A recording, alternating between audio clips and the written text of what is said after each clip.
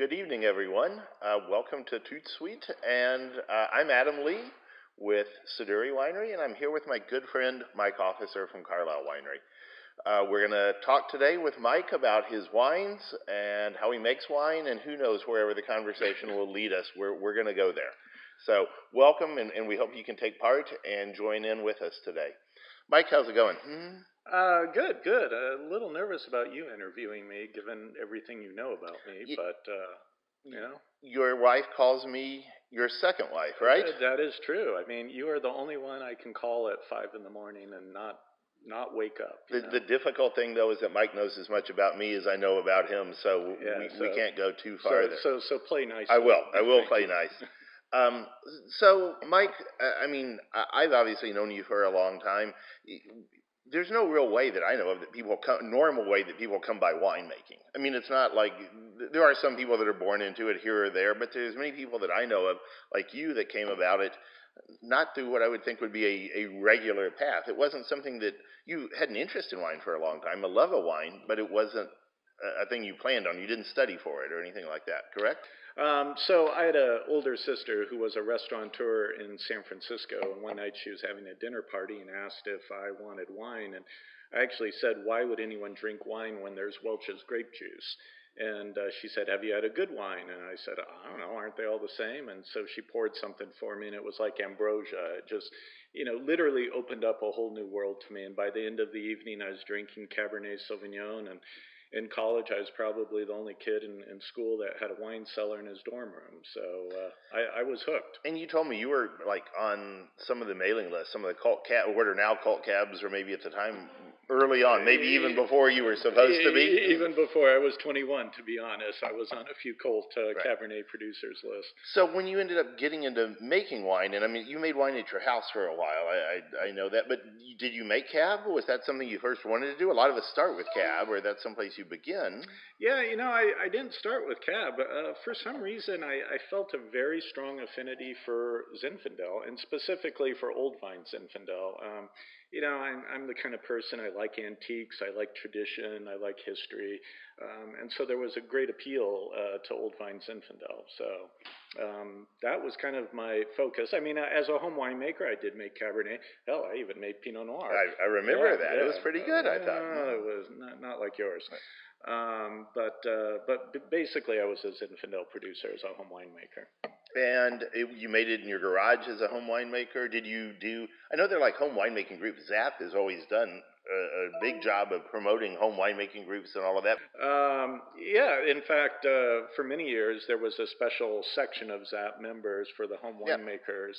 It was a special club that I think met quarterly. And I was a member of that, and at the Zap events at Fort Mason every year, there was a home winemakers table, and I got to pour our wine at that. And I think that did a lot to encourage me to go commercial because, there was a very favorable response to what I was doing just out of my garage. And, that was without, full-on temperature control and all the tools of the trade. And, it was pretty rudimentary, but we did well with it. So going commercial, though, I mean, that's obviously a big step, but that didn't mean you gave up your day job right off the bat either. No. In fact, it was kind of funny. So when we went commercial, thanks to you, we made our first two vintages at Siduri in 1998 and 1999. So thanks to Adam for that. But when we went commercial, we what was the question again? Health, I know. No, basically, you didn't give up your day job right away, right? Right, exactly. So when we went commercial in 1998, I still had my day job in San Francisco, and I was commuting about 4.5 to 5 hours a day by bus from Santa Rosa to San Francisco. And I was using my vacation for doing all the winemaking. It was hell because I'd have a change of clothes in my truck at the park and ride lot, and as soon as I got off the bus, I'd run over to your place, change into shorts and a grubby T-shirt, do my punch downs, pump overs, whatever, get home around midnight, and then have to get up at 4 a.m. to go back to San Francisco and work all day. So harvest was really, really tough. But we needed my job to provide the money to get the business going. And but in 2000, I kind of found that we were in this catch-22 where I had made 1,000 cases on my own that year, and that was about as much as I could handle having this full-time job in San Francisco. But it was never going to be enough wine that I could give up my job in San Francisco. So the key was to hire a good friend of mine, Jay Maddox, who is now our winemaker. He was a good friend of mine in undergraduate at Pomona College. And with him on board, we were able to take it to 2,500 cases. And next year we caught our breath in 2002, kept at 2,500, then went to 3,500, stayed at 3,500 in 2004. And that's finally when Kendall came to me and said, hey, good news, honey, you can quit your day job. So the day I went in to work to give notice, Inc. magazine had done an article about how I'd used my salary as seed capital to get this winery going. And as I was waiting for my manager to come in so I could give notice, I ran down to Fog City News on Market Street. There was the new issue. I bought it, ran outside, found the article. They entitled it, Don't Quit Your Day Job. So, of course, I freaked out, thought it was an omen. I wasn't supposed to quit. I called Kendall. She assured me everything was going to be okay. And I went in, gave notice, and it's been great. Now, I know also Kendall does a lot of stuff, but probably gets less of the press. I mean, she's not on Toot Sweet, she's not here, that kind of thing. But she does a lot of the stuff. I know. You know what? She does everything, so I can do one thing, basically. She is a saint, and I love her dearly. She handles all matters financial, well, except for the spending of the money. I do that. No, she really, really has been a huge supporter, and without her, this wouldn't have happened. And in fact, the Carlisle name. The Carlisle name, it's her maiden name, you know. When we were trying to come up with a name for the winery, you know, we were scratching our heads, and we were calling the home wines Carlisle because, you know, Officer doesn't really work well on a wine label. And finally someone said, you know, everyone knows your homemade wines is Carlisle. Why not stick with that?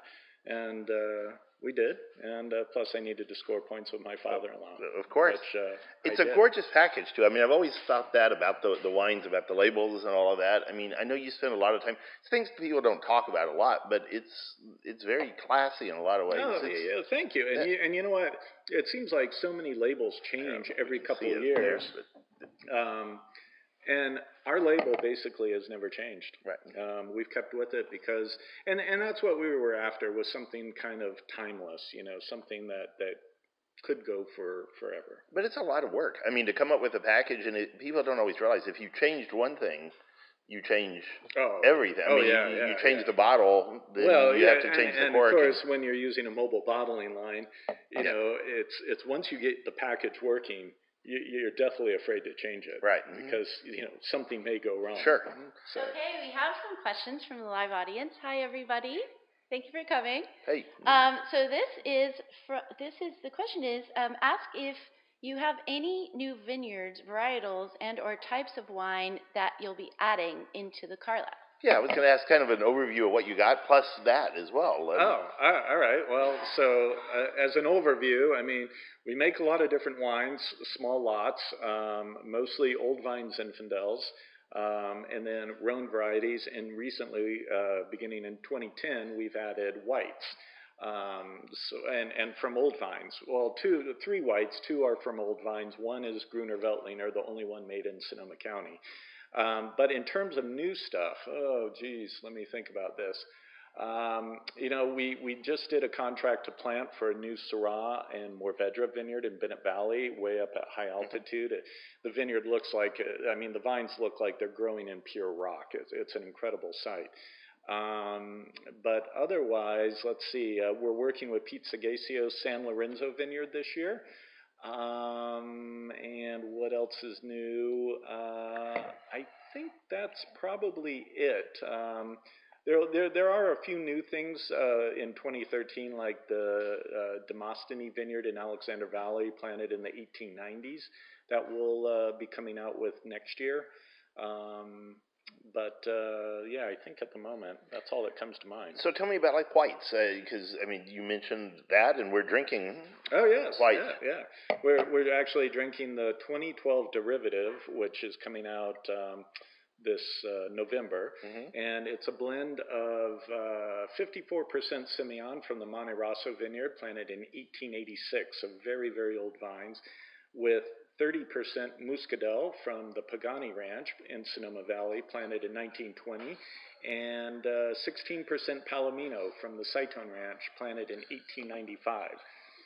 So the fact that it's a blended wine from different vineyards, I mean, I know you've kind of done that before with the Sonoma County's Inn or something like that, but It's not been the pursuit necessarily to make a blended wine, but here it is the pursuit to make a blended wine? Is that? In this particular case, I think so, because it gives us more freedom. The idea of this wine, it's called the derivative because it's a derivative of a white that was made in California back in the late 1800s, early 1900s called Hock, H-O-C-K. And it was just a dry white of the varieties that were popular in that era, which included these varieties: Simeon, Muscadel, Palomino, Putshire, a.k.a. Green Hungarian, things like that. So this is kind of a modern-day version of Hock, and there are not many patches of old vine whites left in California, and so by just doing a blended Sonoma County derivative, we have options. Is making white really different? I mean, I make a little bit of white wine, and I've never felt like I had a great handle on it. I'm still learning my way along. Oh, for sure, and we are too. In fact, the first year we made whites, I was terrified, but we seem to be figuring it out and getting better with each vintage. At least I hope so. Do you make them separate, the three different things, and then blend them together, or do you work them? We do. Okay. And we usually do the blending the following summer, where we'll take all the components and come up with the best blend. Do you ever foresee a day? I mean, we've played with this before, and I started to like it, but it took us a long time to get there, where you can like make the components together, not completely, but I mean somewhat, and then play with it? You mean earlier? Earlier, yeah. I mean, actually ferment together in some ways. Is it possible? I don't know. Ripening time. Ripening-wise, I think all these vineyards are, they probably span about 5 weeks. That'd be hard. And so it would be hard to do. But we may be able to speed things up and do the blend earlier eventually. But we're still. Well, one of the things we started playing with is doing like what we basically think is the blend earlier, close enough. You learn over the years that it's this, and this, and then you start to add, but you keep some separate, and then you can play from there in some ways. So. Well, and we may get to that point. What about with white wine filtering and all of that? I mean, it's people even though you could go unfiltered maybe in some cases, but people don't like seeing stuff floating around in their white wine. That's true. And typically most of our whites are either casein-fined and or bentonited, another fining agent. And then so if you do that, obviously you do have to filter the wine, and so we'll cross flow it, but then sometimes we won't do any filtration on the mobile bottling line. Another question. This is from Frank. Hi, Frank.